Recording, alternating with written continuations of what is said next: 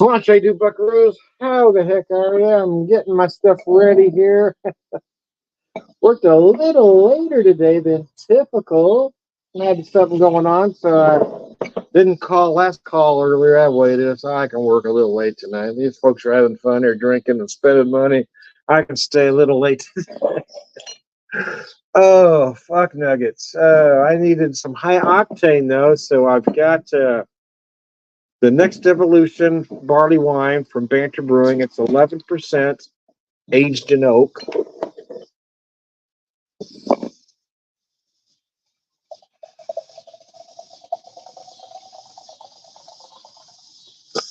For a fair amount there. That up so bugs don't land in it. Oh, mercy. Let me check something real fast, guys. I started just a couple minutes early.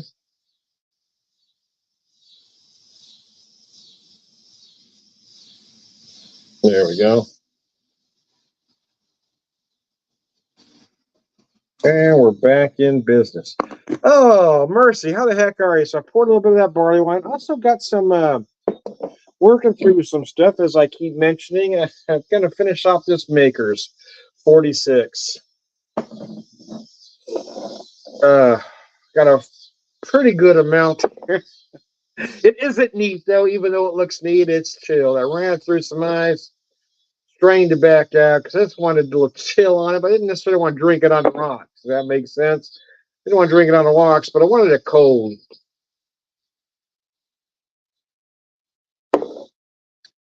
Because it's fucking hot out here. It's really fucking hot. But I had to do something outside, so I thought, well, I'll do one video out here. I might do another one on a Sunday. I don't typically, because I do work tomorrow, but I don't go in until later in the day, and then I'm off Tuesday and Wednesday. But already, as I start this video, mosquitoes are already out. I tried to spray, but it doesn't seem to be working because they're just all in full force out here. Oh, fuck me, and the horse I rode in on.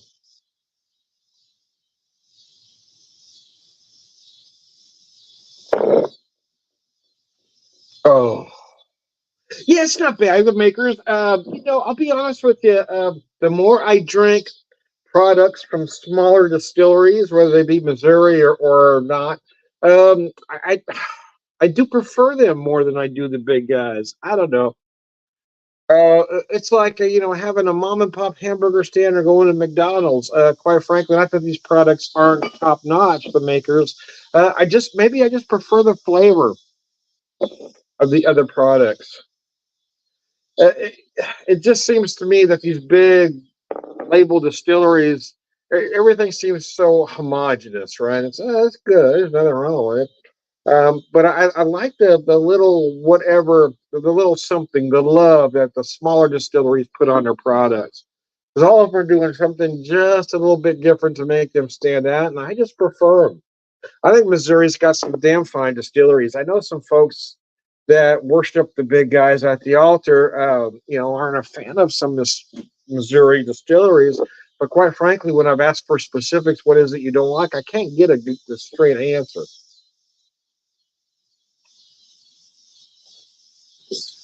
And someone told me that they didn't like any Missouri distilleries, and I mentioned a half dozen that they haven't even tried. So, if you haven't tried these, how do you know? I am a fan, though. I mean, I do like some more than others, and I'm not going to sugarcoat that. I'm not going to mention them because I don't need to do anybody harm either. But there are some I like better than others. There is a handful that I really like that I think are doing things just a little bit better than others. Or no, let me take that back. They're doing things that I like. Not necessarily better, but different, right?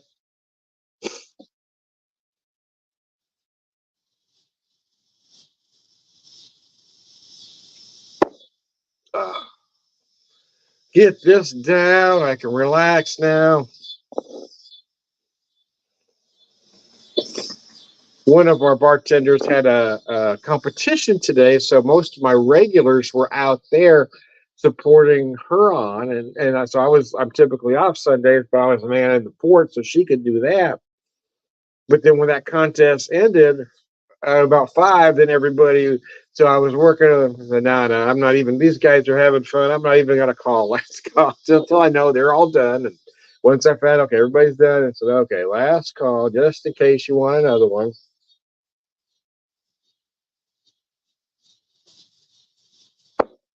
Uh, do love my job though, even when I'm tired and in as much pain as I am right now. Man, it's still nothing to the exhaustion I had with my other job that I had for 5 years. And I think that's what irritates me the most is that I had that job for 5 years. I did things with that position that others hadn't done before me. I got a lot of um, with uh, previous regimes. You know, I got the credit that I deserved, and then with this latest regime, clearly nothing I did was going to be appreciated. So I kind of just said, okay, I'm just going to come in and do my job, and it was that emotional stuff that was really just dragging me down, especially about the last 6 months. I got to where I just couldn't take it anymore. Got tired of being jerked around and lied to, ostracized, ignored, and ostracized. It just got frustrating. So fuck it, I don't need this aggravation. And once I let that go, man, I just feel that tension drift away. There's was a couple of times that I don't know if I was having an anxiety attack. I hope it wasn't a heart attack, but it felt like my chest was tightening up. Every time I walk in that office, oh God, here we go. I come home, take a blood pressure pill because I knew my blood pressure was sky high because I could feel it rise. I mean, I honestly think I won't do anything till I talk to my doctor, but I honestly think I could take it down from 2 pills a day back to one. Because without that stress, I don't have that anxiety. Yeah. Even though I'm exhausted, everything hurts. I mean, I feel good about the day.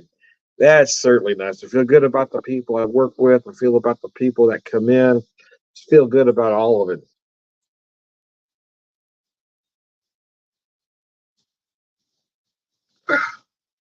So tomorrow, Mondays, I typically do my news on Mondays. And first, I was being honest. I mean, I made clear that it was editorial, was my opinion. I mentioned actual facts, and I gave my opinion on those. But so last week, I decided, okay, I'm going to tone it down a notch. I'm going to try to create a weekly show that even though it's going to be, I will list events and give you my opinion on them. I want it to be where we can have discourse, where we can have a conversation without it being without animosity, maybe. And I honestly don't know if that can be done in today's climate, even choosing my words carefully, but I'm going to try. It's getting really difficult. I think the 2016 election, and you felt it as you went up to it. Uh, but then we had a regime change and things got better. But now, as we get close to this election, things are heating up. It's really with a lot of folks that said, "Well, if you're not with me, you're against me," type attitude, where we can no longer agree to disagree. And that's a little worrisome, I must admit.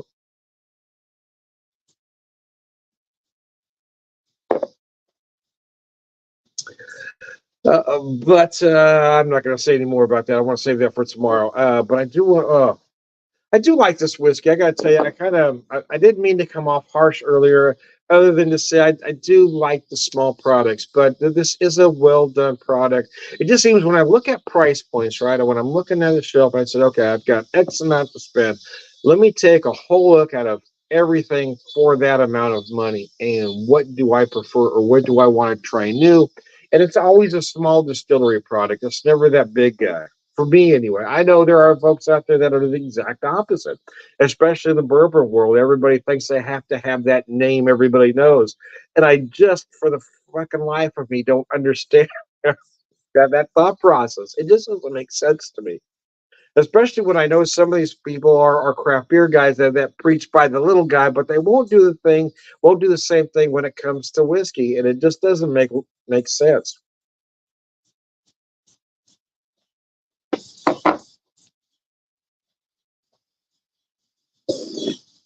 Okay, wanted to get that down before I worked on the beer. This is a great big beer. I looked at a couple in the freezer, in the beer fridge, and to be honest, I am getting a little slim. I'm down to mostly winter beers again. Got a lot of barrel aged stuff, a lot of imperial stuff, a lot of specialty stuff that you think about November and December. Not necessarily specifically Christmas, but definitely winter fare. Got a lot of imperial stouts and barrel aged stuff. Have a quad. I thought about drinking the quad, so no, I want to go with the barley wine. But yeah, I'm out of lighter stuff at the moment, and I didn't want to buy anything tonight. Like I said, I'm trying to work through the stuff I have. I'm not going to buy much. I'm just going to work through or just quit drinking beer and whiskey. As soon as everything's gone, everything's gone. Because I want to have room when I come back from vacation to not have to rearrange the fridge, right? To come in, say, okay, put this right in here. Or my bourbon shelf, I want to have everything ready to go. So when I get back, we'll unload the car and I can put everything where it belongs. Now, my wife has assured me I won't have space for product this time, but I've heard that before. Since I know she's going thrift shopping, there's only going to be so much room for beer, and I'm aware of that. So we'll figure something out. Since we do have a small car, but I never thought I'd enjoy a car like this. But I got to tell you, I really love my Prius, man. It's a 14-year-old Prius, and this car. It's the best used car we've ever purchased in our lifetime. It is just amazing. I didn't think I'd want a Prius. This was my wife's idea. Because I was leaning towards another one, but this one actually, everything about it was better. The mileage was better. It drove better. I'm a fan, man. People talk about Priuses going slow. They don't. It's probably the driver. Yeah, the thing's got some get up and go, man. I'm telling you. For those of you that have never had one, you're really not understanding what this car offers. As you're putting it down and putting down the people that drive them, you're not understanding how well made this car is and what it offers. So I do like the 50-ish miles per gallon, but I mean, other than that, I mean, it's got get up and go. It handles well. Everything about this car is just nice. There's not a lot of space, but I mean, what you have is well appointed. I mean, they've designed this car well.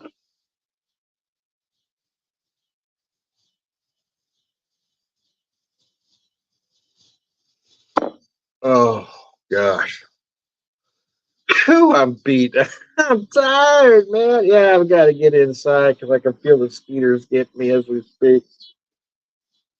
And I may do another video later after I've cooled down and relaxed a minute, but I may have enough buzz already. We're going to play that one by here, man. I like this colorful shirt. My wife found this for me at a church garage sale the other day, or a thrift store or something. I think it was a church garage sale. Nevertheless, yeah, I will never use the term, or I shouldn't use the term minimalist to describe myself because I'm really not, but I'm probably as close as you can get without using the term. Most of the clothes I have is very old, and I almost never buy anything new. It all comes from thrift stores and garage sales. So even if I haven't had it for a while, it's been around. I mean, I've got shirts that I still wear regularly that I've had for over a decade, to be honest with you. And they weren't, expensive shirts at the time.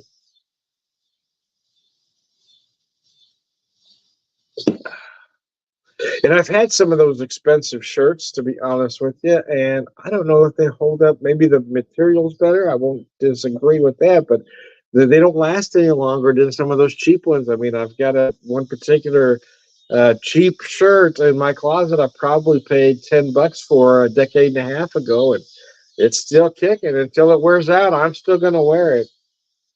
But I've had issues with other shirts, more expensive shirts, where buttons fall off, and this happens, or this seam tears. That cheap ass shirt, that inexpensive shirt I got from a discount retailer. Yeah, I mean, I don't know. It might survive the. It might survive a nuclear blast. I don't know, but I mean, I've tried to wear this shirt out. I've worn it a lot, and it's still kicking, man. I gotta tell you. I've never been a name brand guy, though. I will say, I mean, there was times in my life I've had name brand shirts, Levi's, Le Tigre, Hang Ten, but quite frankly, only had those items because my mom worked at the store and got discounts. I've never been, in fact, I've always gone out of my way to not wear shirts with a logo on them. I don't like logos. I don't like advertising for other folks. And I've never had that ego or look at me, I'm wearing this, because when that preppy look started hitting about 1978, 79, high school, 79, you had the jocks, the preppies, and sometimes they overlapped. And then you had folks like myself. So you had jocks, preppies, stoners, and that was it. And now there's a lot of little subsections that you're missing. Yeah, they were the rockers. Some of them kind of intermingled with the stoners, but it wasn't necessarily the same look.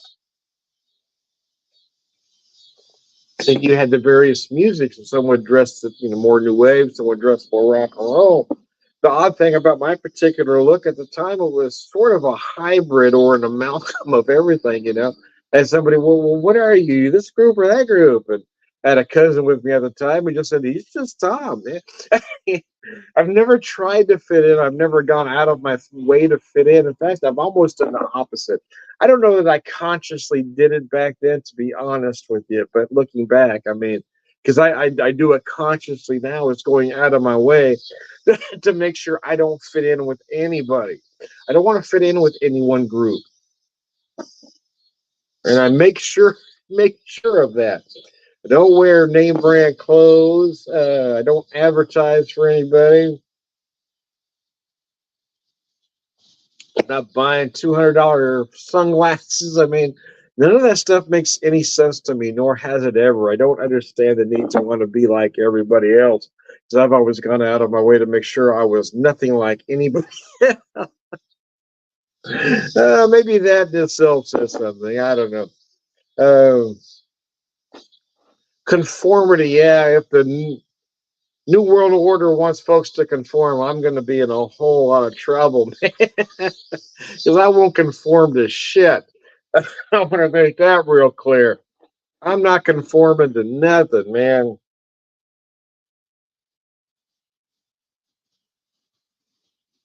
Ah, the Olympics. I'm digging the Olympics. I told the folks uh, on Friday when I was at work, what are you gonna do tomorrow, Tim? I'm gonna sit my ass in my comfy chair and watch the Olympics all fucking day. That's all I'm gonna do. And by golly, I accomplished that.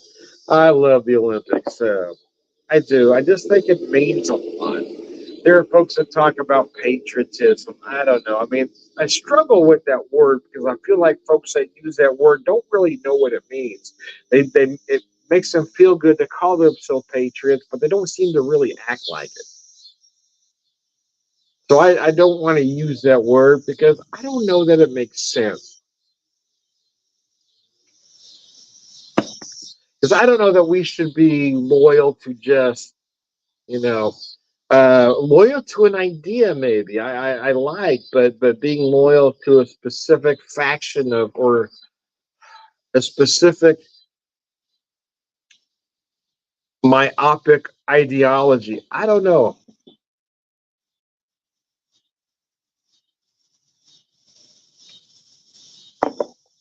But the Olympics do something to you. And the thing is, I do root for the American athletes. I do.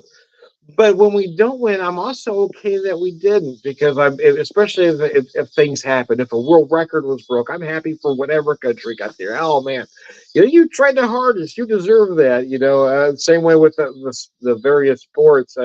Yeah, unless the opposite side are complete assholes, if they look like folks that really deserve to win, I'm for them. I don't care what country they're from.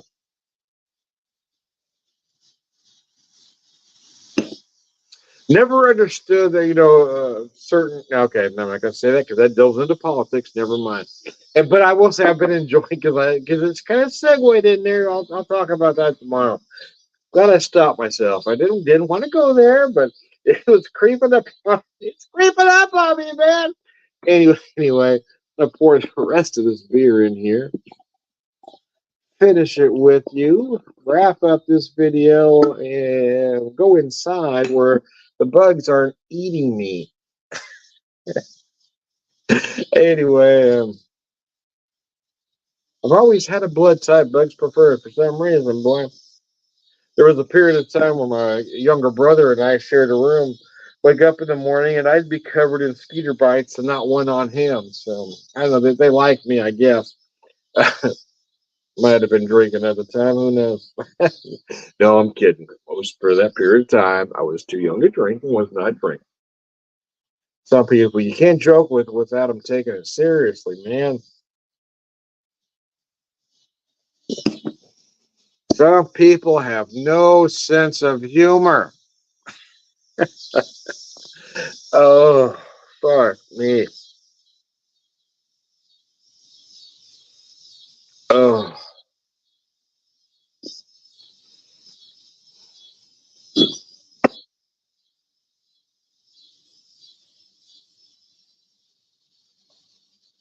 That was a good day. Just everything kind of happened at once today because I knew I was going to be slow for a period of time because all my regulars were over at that event. But I did have some new folks come in, so that was nice too. Because I love, man, I love propagating craft beer. I mean, of course, where I work, but I mean, I always talk fondly of just about everywhere in town. There are some I like more than others again, and I always kind of feel out that the person to see what kind of beers they like. That way, I can steer them to the right breweries. I mean, they're all good for different reasons, but if you like certain styles, okay, this brewery's known for this style, this brewery's known for that style. It says, a rising tide lifts all boats. So if we all succeed, well, we all succeed. I mean, if we're all doing well. If nobody goes out of business, things get better for everybody. It's not a finite number out there, man. I know that's a hard concept for some folks to grasp, but it's the truth.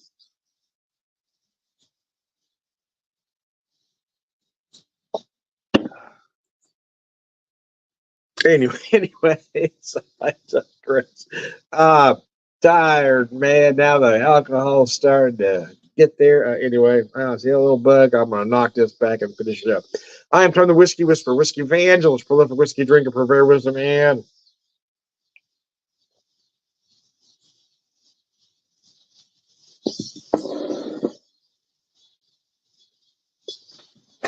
cover that top so a bug don't get it anyway.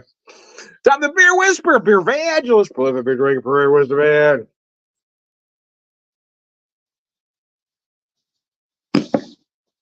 all right, good guys, launched you.